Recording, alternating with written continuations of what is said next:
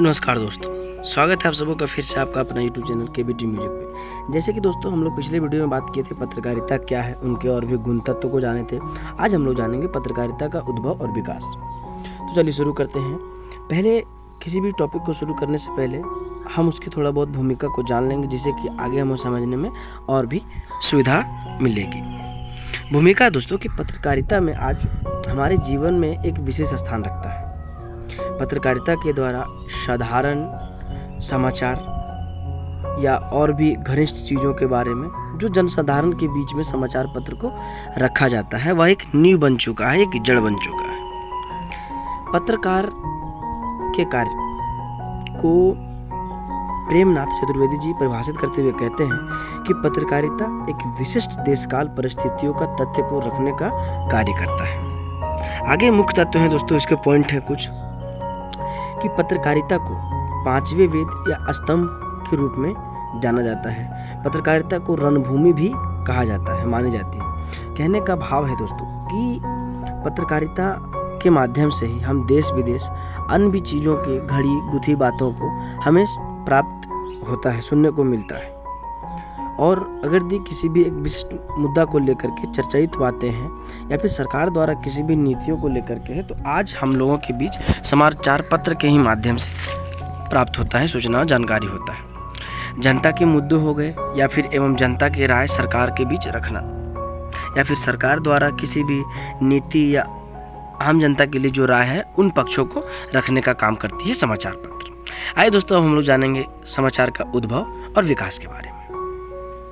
समाचार पत्र के उद्भव की बात करें तो सर्वप्रथम चीन में सबसे पहला पत्रिका जो समाचार पत्र था वो 6वीं शताब्दी में निकला था। भारत में पत्रकारिता जो शुरुआत हुआ वो कलकत्ता में जनरल एडवोकेट नाम के प्रथम अखबार जो कि 1780 में था, ये अंग्रेजी पत्रिका ही थी, अंग्रेजी में छाया। भारत में पहला छापाखाना जो पुर्तगालियों द्वारा गोवा में स्थापित हुआ था।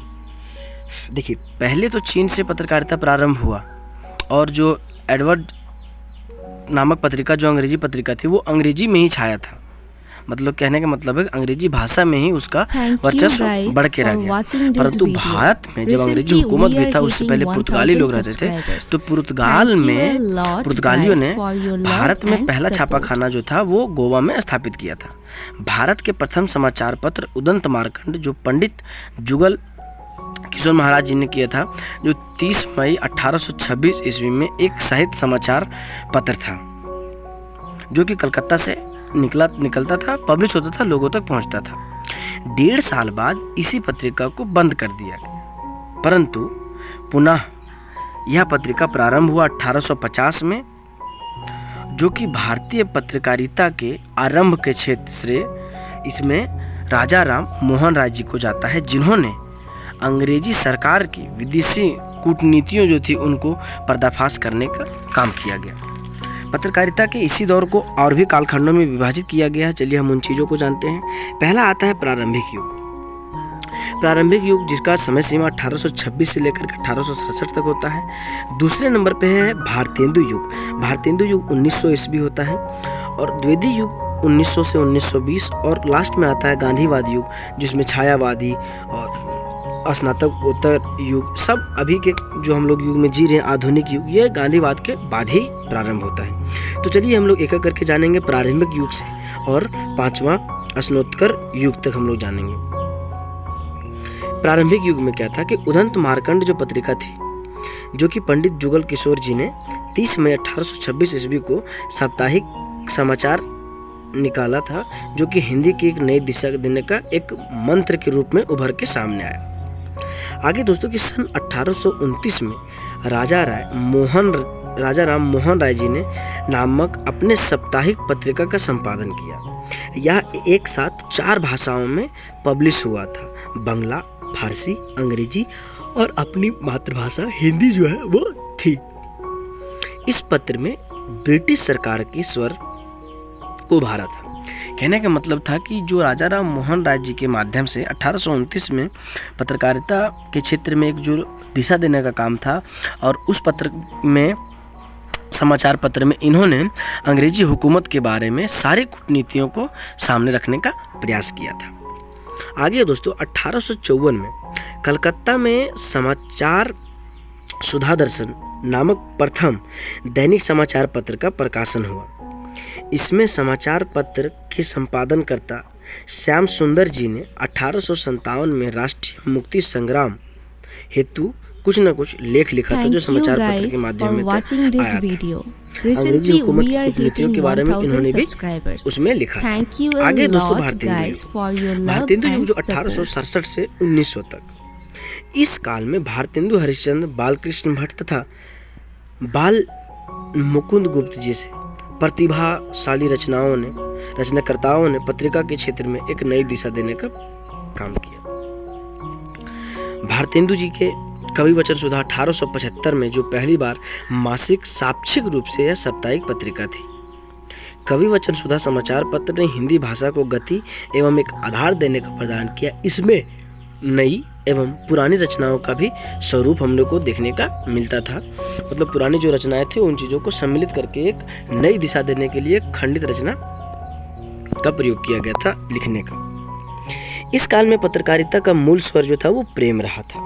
हरिश्चंद्र जी ने तथा बाल बोधनी पत्रिकाओं के संपादन भी किया था, जो कि बनारस से हुआ करता था। सन 1877 में बालकृष्ण भट्ट जी ने इलाहाबाद से हिंदी प्रदीप नामक मासिक पत्रिका निकाला था। यह लगभग 30 वर्षों तक प्रकाशित होता रहा, जिसके कारण इसे सरकार द्वारा समाचार पत्रों का भी जब्त कर लिया गया। कहने का मतलब दोस्तों कि उस समय अंग्रेजी हुकूमत जब था, पुर्तगाली हुकूमत था, तो आप उन लोगों के बारे में कोई भी खंडित बातें या फिर उनका जो हम लोग के ऊपर शोषण होता था, इन चीज़ों को आप नहीं लिख सकते थे। वरना वो क्या करते थे, उस पत्रिका को ही जब्त कर लेते थे, बंद कर देते थे। आइए दोस्तों अब हम लोग जानेंगे द्विवेदी युग के बारे में। द्विवेदी युग आते आते राजभक्ति पर जो पत्रिका थी वो कहीं ना कहीं देशभक्ति में पूर्णतः बदल गया। इस समय तक भारतीय राजनीति में बाल गंगाधर तिलक का प्रभाव बढ़ने लगा था। बाल सरस्वती पत्रिका जो कि सन 1900 से शुरू हुई, चिंतामणि घोष जी के प्रथम संपादन में सन 1903 में महावीर प्रसाद द्विवेदी जी ने संपादन किया था। राजनीतिक क्षेत्र में प्रतिबंधित हिंदी केसरी ने संभाला। आगे दोस्तों आगे है स्वतंत्रोत्तर युग, सन 1947 के बाद, जो गांधी युग भी कह सकते हैं। कहता है कि स्वतंत्रता के बाद अब भारत के निर्माण, भारतीय सभ्यता संस्कृति के विकास, ज्ञान विज्ञान से संबंधित जानकारी तथा साहित्य को लेकर के जो शैली थी वो पत्रकारिता में ढेर सारी आगे बढ़ने लगी। इसलिए बढ़ने लगा दोस्तों क्योंकि अब क्या था कि अब किसी प्रकार का प्रतिबंध नहीं था लोगों के बीच। लोग अपने देश में आज़ादी पूर्वक से रचना कर सकते थे, रचना के माध्यम से देश में क्रांति लाने का काम कर सकते थे। आगे दोस्तों देश के बड़े बड़े जो पूंजीपति लोग थे वो भी समाचार पत्र को संपादन करने के लिए अपना अपना योगदान उसमें दिखाने लगे, देने लगे। जैसे कि बिरला ग्रुप ने दैनिक हिंदुस्तान, साप्ताहिक हिंदुस्तान पत्रिका जो थी, नंद जैसे पत्रिका समाचार पब्लिश होने लगा था। अन्य बहुत सारे पत्र पत्रिकाएं जो दैनिक समाचार जागरण के माध्यम से उभरने लगा था। आज भी हम लोग देखते हैं प्रभात खबर, दैनिक समाचार और दैनिक भास्कर, हिंदुस्तान न्यूज, हिंदुस्तान टाइम्स, ये सब बहुत सारे पत्रिका हम लोगों के बीच आज भी आता है। निष्कर्ष है दोस्तों कि हिंदी पत्रकारिता के ने स्वतंत्रता संग्राम से लेकर के अब तक संघर्ष की उपलब्धियां प्राप्त की। राजनीतिक सामाजिक चेतना को सदा लेकर चली है। वर्तमान में ही पत्रिका विज्ञापन कला दृष्टि बहुत आगे बढ़ गई है। कहने का मतलब है दोस्तों कि जब आज़ादी नहीं हुई थी तब पत्रिका जो थी अपने आप में एक बड़ा विषय था कि किसी भी तथ्यों को लेकर के अगर आप लिखते हैं और वह चीज़ अगले जो शासनकर्ता थे उन लोगों के मान सम्मान या और भी चीज़ों, कूटनीतियों के बारे में भारतीय पत्रकार अगर लिखते थे तो उनकी रचना को जब्त कर लिया जाता था। आई होप आप सबको कोई वीडियो अच्छा लगा होगा दोस्तों, तो प्लीज़ चैनल को सब्सक्राइब करें और मिलते हैं आप लोग से फिर नेक्स्ट वीडियो में अगले टॉपिक को लेकर के। धन्यवाद।